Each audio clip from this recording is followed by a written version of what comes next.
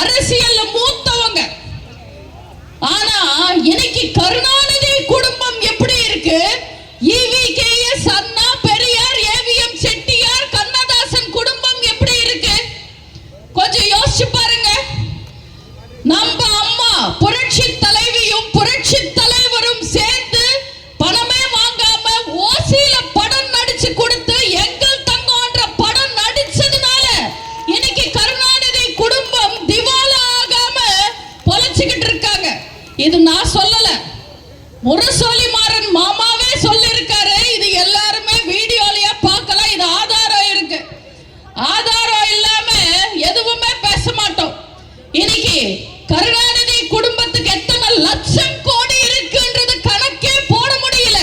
இத்தனை லட்சம் கோடி கருணாநிதி குடும்பத்துக்கு எப்படி வந்தது? சக்கரை தின்ன எறும்பும் சாக்க தின்ன கரையானும் தான் வந்து சாட்சி சொல்லணும்.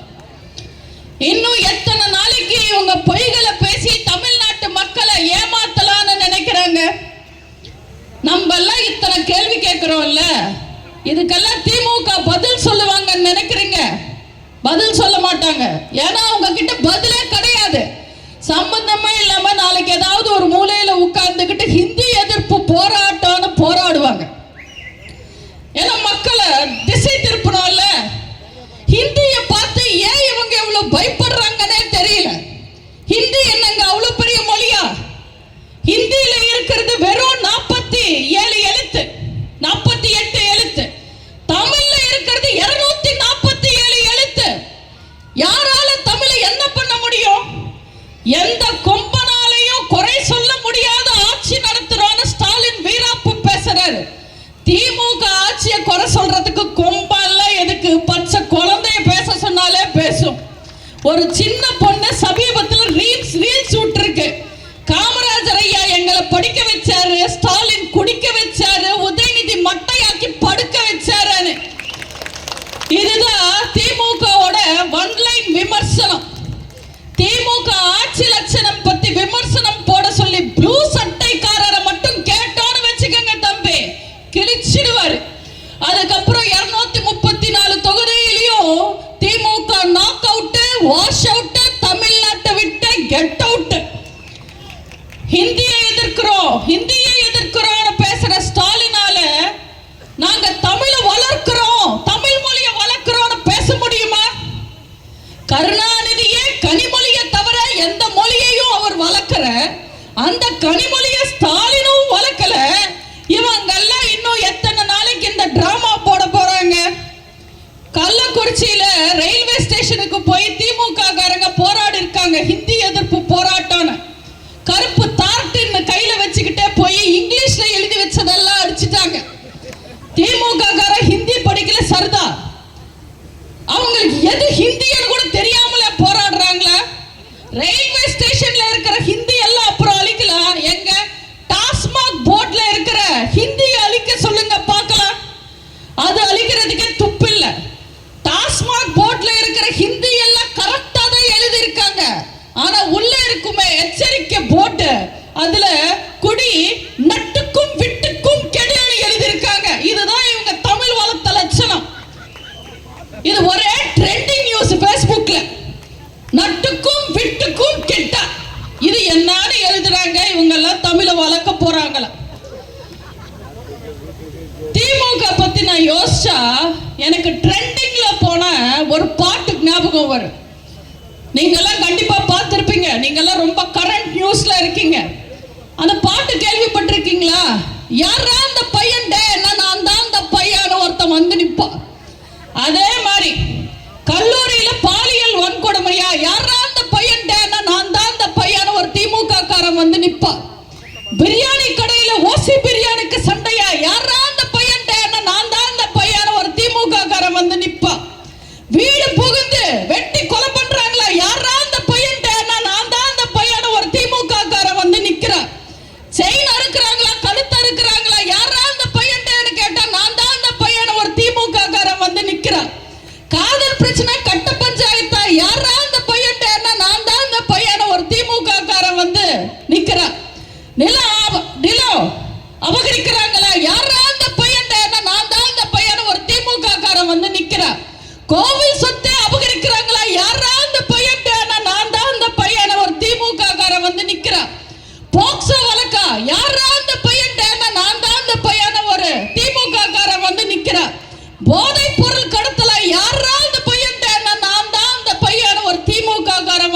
நிக்கிறான். நடிகைக்காக எல்லாம் பால் ஆயில் குடிச்சாங்களா? யாரா இந்த பையன்? நான் தான் இந்த பையன். ஒரு திமுக காரன் வந்து நிக்கிற. யார் இந்த திமுக காரன் தெரியுதா? தெரிஞ்ச பதில் சொல்லுங்க பாப்போம். Super brother, correct. திரும்புற பக்கம் எல்லாம் மக்கள் போராட்டம் நடத்துறாங்க.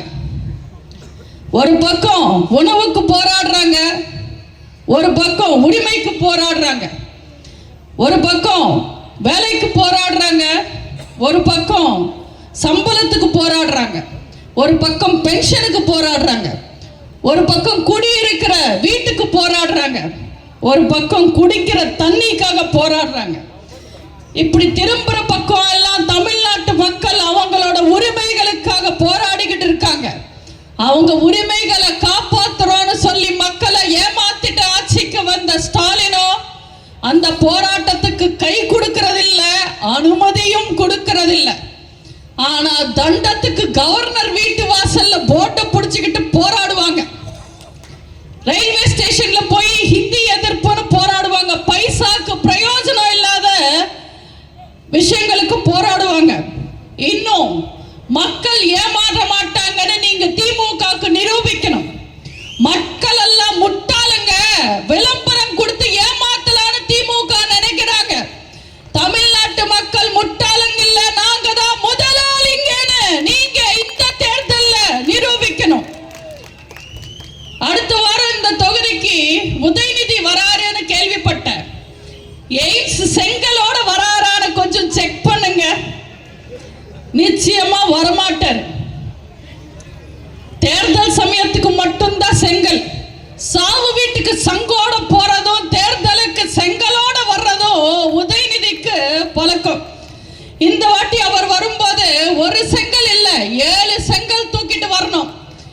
ஏன்னா 28/2/2022 இருந்து 9/1/2025 வரைக்கும் கிட்டத்தட்ட 10 முறை அவங்க சுகாதாரத்துறை அமைச்சர் மா சுப்பிரமணியம் பெரம்பலூர், மயிலாடுதுறை, திருப்பத்தூர், தென்காசி, ராணிப்பேட்டை, காஞ்சிபுரம் இந்த 6 இடத்துக்கும் நாங்க மருத்துவ கல்லூரி கொண்டு வருவோம்னு சொல்லி வாக்குறுதி கொடுத்திருக்காரு.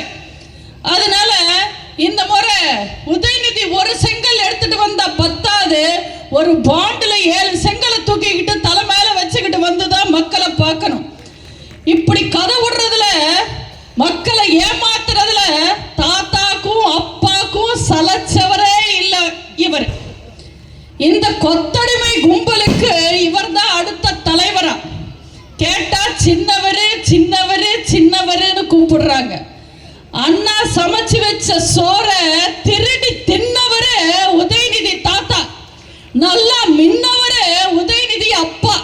அந்த வகையில வேணும்னா இவரு சின்னவரா வருவாரு.